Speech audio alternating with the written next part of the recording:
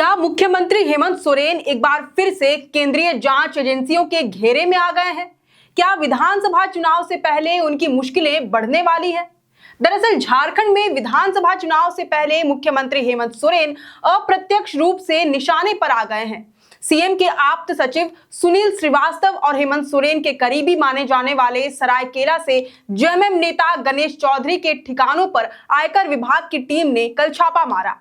ये छापेमारी कुल 11 लोगों के ठिकानों पर चली, जिसमें से रांची के 7 और जमशेदपुर के 4 ठिकाने शामिल थे। सूत्रों के मुताबिक ये कार्रवाई विधानसभा चुनाव में फंड मैनेजमेंट से जुड़ा हुआ है। जमशेदपुर में सुनील श्रीवास्तव के करीबी व्यावसायिक और औद्योगिक प्रतिष्ठानों में भी आयकर के अधिकारी सूचनाओं को सत्यापित कर रहे हैं। शनिवार 9 नवंबर को दिन भर चलने वाली इस छापेमारी में इनकम टैक्स की टीम को कई अहम दस्तावेज, कागजात और इलेक्ट्रॉनिक डेटा मिले हैं, जिसे विभागीय अधिकारी खंगाल रहे हैं। इस पूरे मामले में एक शेल कंपनी भी जांच के घेरे में है, जिसके जरिए पिछले 1 साल के दौरान 12 करोड़ रुपए से ज्यादा के संदिग्ध लेन देन किए गए।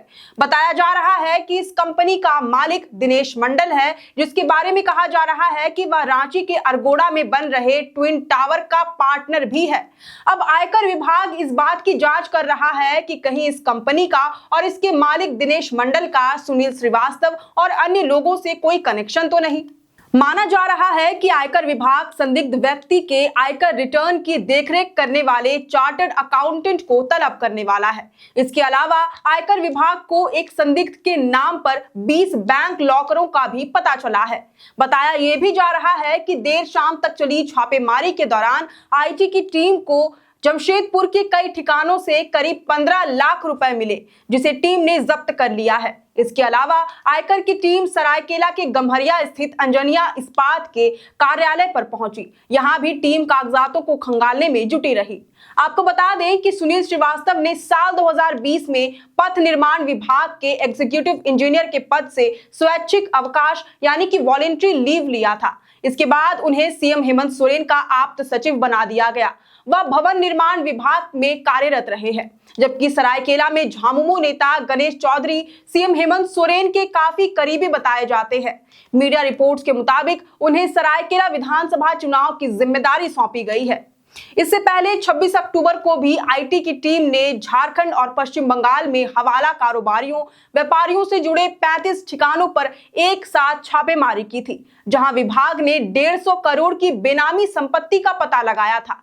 साथ ही करीब 150 खाते फ्रीज कराए थे, 70 लाख रुपए जब्त किए थे और 3 किलोग्राम के जेवरात को बरामद किया था। 2 हफ्ते के अंदर आयकर विभाग ने एक बार फिर राज्य में दबिश दी है। इस छापेमारी के बीच गोड्डा सांसद निशिकांत दुबे का एक एक्स पोस्ट काफी चर्चा में रहा। सांसद ने लिखा कि हेमंत सोरेन जी, आपके नाक के बाल अधिकारी सुनील श्रीवास्तव, जिनके यहाँ इनकम टैक्स की रेड पड़ी है, उनका दुबई कनेक्शन क्या है? दिनेश मंडल, जो उनका पार्टनर है, वह दुबई में क्यों है? और कौन सी कंपनी चलाता है जिसका इनकम टैक्स रिटर्न्स में जिक्र नहीं है? कौन सी कंपनी अभी 1 साल पहले बंद की है जिसमें 10 करोड़ का कैश डिपॉजिट है? हद कर दी साहब आपने। 20 लॉकर का मालिक कौन? सांसद निशिकांत दुबे ने इस मामले में आज फिर एक ट्वीट किया, जिसमें उन्होंने आरोप लगाया कि पीए सुनील श्रीवास्तव की पत्नी Satya Srivastava global infra company में 50% की हिस्सेदार है, जिसमें 25 करोड़ अवैध मिला।